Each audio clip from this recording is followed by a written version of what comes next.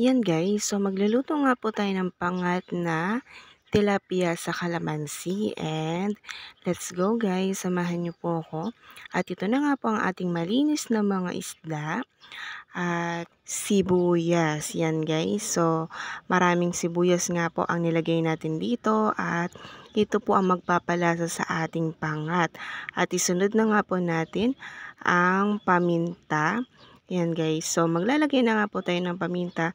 Yan nga po yung available kong paminta dito. Yan, kung meron pong mapino o kung ano po yung available ninyo sa inyong tahanan. At yan guys, isunod natin yung asin. Yan po ang magpapalasa sa ating pangat. Yan guys, and yung ating pangalawang piga ng kalamansi. Yes guys, so hindi po yung unang piga yan, kundi yung balat ng kalamansi na nilinis natin ay pipigaan ko po yun. Yun po ang pansasabaw natin dito.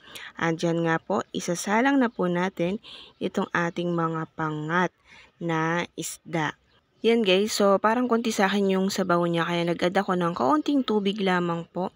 And dito na nga po, kumulo na nga po itong ating pangat na tilapia after natin isalang. At kapag ito ay kumulo na, okay na po ang kanyang kulo, isunod na po natin ang ating unang piga ng kalamansi.